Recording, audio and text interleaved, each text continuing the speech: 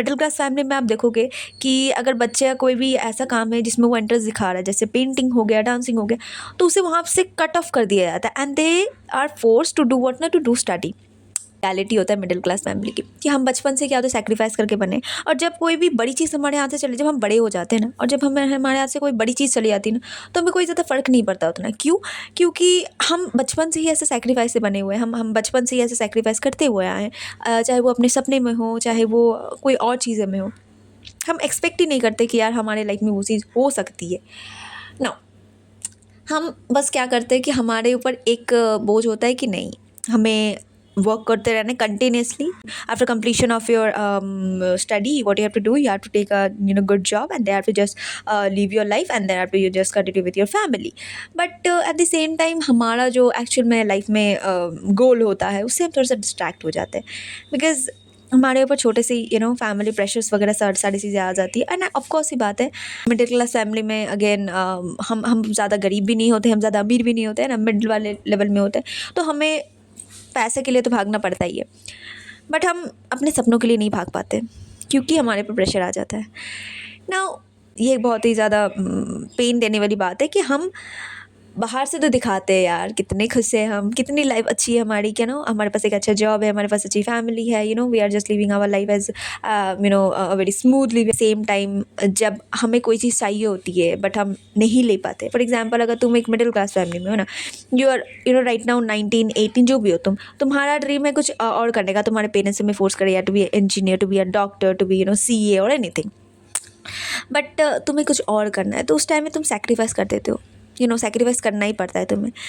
आपको जो चीज़ पसंद है वो आपकी फैमिली को नहीं पसंद, और वो आपको वो चीज़ करने नहीं दे रही। And eight the same time जो चीज़ आपको नहीं पसंद वो आपकी फैमिली उसे आपको फोर्स कर रही है। एट द लास्ट क्या होता है कि आप कहीं के भी नहीं बसते। आप ना अपने पैशन को फॉलो कर पा रहे हो, ना ही अपने पेरेंट्स के पैशन को फॉलो कर पा रहे हो, तो आप बीच मझधार में ऐसे अटक के रह जाते हो, और एट द लास्ट टाइम कोई रिजल्ट नहीं आता। मैं एक बात बताती हूँ पर्सनली, मिडिल क्लास फैमिली से बिलोंग करते हो, आप हायर क्लास फैमिली से बिलोंग करते हो, लो क्लास फैमिली से बिलोंग करते हो, मैटर नहीं करता।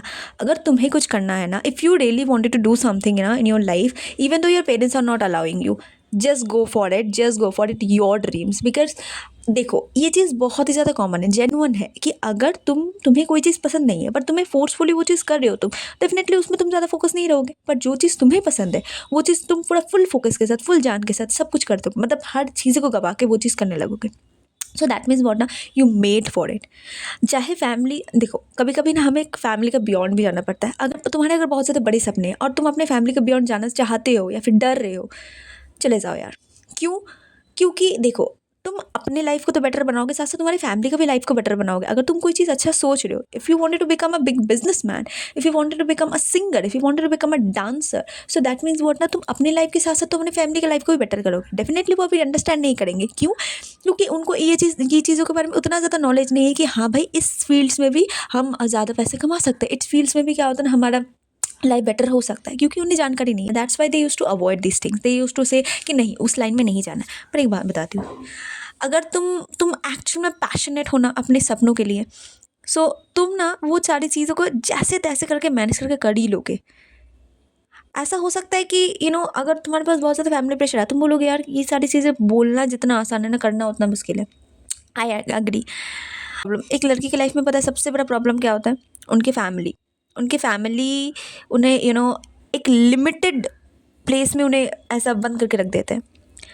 एंड जब वो कोई चीज़ उस लिमिटेड स्पेस से बाहर सोचती है ना, तो सारी चीज़ें देखिए इम्पॉसिबल सा, बट वो स्टिल ट्राई करती है। अगर तुम्हें कुछ चाहिए ना, कोई भी चीज़ के लिए बहुत ज़्यादा पैशनेट होना, तो एटलीस्ट ट्राई करो यार। जैसे तैसे करके टाइम निकले ट्राई करो। पता नहीं सक्सेसफुल होगे नहीं होगे, पता नहीं, मुझे भी नहीं पता। मैं जिस लाइन में जा रही हूँ मैं सक्सेसफुल होंगी नहीं होंगी मुझे नहीं पता, बट एटलीस्ट ट्राई तो कर सकते हैं ना, कि लास्ट में जब तुम जाओ तो ये रिग्रेट तो ना हो कि यार कर सकते थे पर नहीं किया। ये जो कर सकते थे नहीं किया ना, ये वाला रिग्रेट आपको एकदम ख़त्म कर देगा, राइट। तो उसके वजह से क्या होता है ना, आप अपने लाइफ को अच्छे से जी नहीं पाओगे, ठीक है। जब फ्यूचर में तुम जाओगे, जब टाइम खत्म हो जाएगा ना, तब तुम रियलाइज़ करोगे यार कर लेते यार जैसे तैसे करके मेहनत करके, तो आज शायद हम कुछ और होते। तो एटलीस्ट ट्राई करके देखो, ट्राई करो, ट्राई करते रहो। होगा होगा नहीं होगा नहीं होगा पता नहीं, अभी सक्सेसफुल होंगे नहीं होगा, किसने देखा फ्यूचर, कल किसने देखा, किसी को नहीं पता, बट एटलीस्ट हम ट्राई तो कर सकते हैं ना। आज फिर से मैंने भगवत गीता में पढ़ा था कि आपको कर्म करते रहना चाहिए। आपको ये नहीं सोचना चाहिए कि आपका फल क्या होगा, आपको कर्म करते रहना चाहिए। बिकॉज़ आपके हाथ में सिर्फ एक ही चीज़ है कि आप कोई काम को कंटिन्यूअसली कर सकते हो, ठीक है? आज को आप कंट्रोल कर सकते हो, पर आप कल को कंट्रोल नहीं कर सकते।